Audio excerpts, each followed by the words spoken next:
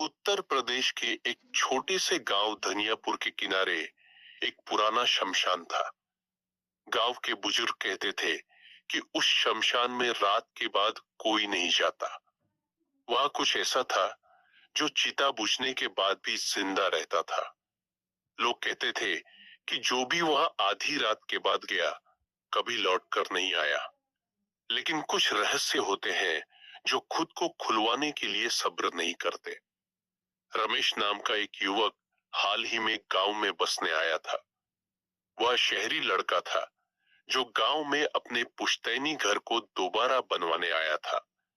गांव के लोगों ने उसे कई बार शमशान के बारे में आगाह किया, लेकिन उसने सबको अंधविश्वासी कहकर हंसी में उड़ा दिया। एक रात गांव में किसी बूढ़े की मृत्यु हुई चिता को शमशान में जलाया गया। रमेश को शौक चढ़ा कि वो देखेगा कि आखिर डर क्या होता है। वो अपने कैमरे और टॉर्च के साथ शमशान की ओर निकल पड़ा। रमेश जैसे ही शमशान के पास पहुंचा, हवा थम गई। चिता जल चुकी थी, लेकिन राख से धुआं अब भी उठ रहा था। तभी उसे किसी के कराहने की आवाज सुनाई दी, मानो कोई अजली लाश राख में से बाहर निकलने की कोशिश कर रही हो। उसने टॉर्च की रोशनी वहां डाली, लेकिन कुछ नजर नहीं आया। जैसे ही वह वापस मुड़ने लगा, उसके कैमरे की स्क्रीन अचानक अपने आप ऑन हो गई। स्क्रीन पर एक अजली औरत दिख रही थी। उसका चेहरा काला पड़ा था और आंखें लाल। वो रमेश की तरफ देख रही थी। रमेश के हाथ से कैमरा गिर गया। अगली सुबह रमेश बेहोश मिला, शमशान की दीवार से लगा हुआ। शरीर पर खरोंचों के निशान थे और कपड़े राख से सने हुए थे। गांव के पुजारी को बुलाया गया।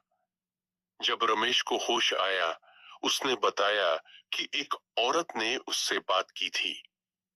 पुजारी ने गंभीर हो गया, वो वही है, उसने धीमे स्वर में कहा।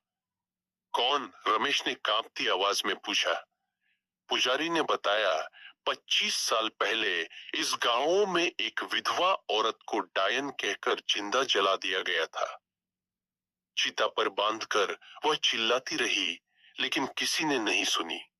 उसकी आत्मा अब भी शमशान में भटकती है, हर नई चिता के साथ जागती है। जब तक कोई उसकी कहानी नहीं सुनेगा, वो जलती रहे। हर बार रमेश ने ठान लिया कि वह सच्चाई का पता लगाएगा। अगले दिन वह गांव के पुराने दस्तावेजों और लोगों से बात करने लगा। उसे पता चला उस औरत का नाम रत्ना था। वह बहुत सुंदर औरत थी जिसका पति युद्ध में मारा गया था। गांव के कुछ मर्दों की गंदी नजर उस पर थी। जब उसने मना किया तो उसे बदनाम करके डायन कह दिया गया। रमेश ने यह कहानी एक डायरी में लिख दी और सोचा अब आत्मा को शांति मिल जाएगी, पर ऐसा नहीं हुआ। उसी रात रमेश को फिर से खींचकर शमशान ले जाया गया। इस बार अपने पैरों से नहीं, हवा में उड़ते हुए रमेश खुद को एक अजली चिता पर पड़ा हुआ देख रहा था। उसके चारों ओर राख उड़ रही थी और रत्ना की आत्मा उसके ऊपर झुककर देख रही थी। उसकी आंखों में कोई क्रोध नहीं था, सिर्फ पीड़ा थी। क्यों नहीं सुनी किसी ने मेरी बात? वह बोली। रमेश कांपता हुआ बोला, मैंने तुम्हारी कहानी सबको बताई, सब जान गए हैं अब। रत्ना ने एक लंबी सांस ली, लेकिन किसी ने माफी नहीं मांगी। किसी ने स्वीकार नहीं किया कि मैं निर्दोष थी।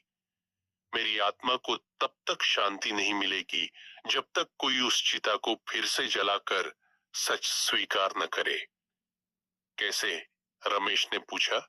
रत्ना ने कहा, तू ही करेगा, आखिरी चिता जलानी होगी मेरे लिए। अगले दिन रमेश ने गांव वालों को इकट्ठा किया।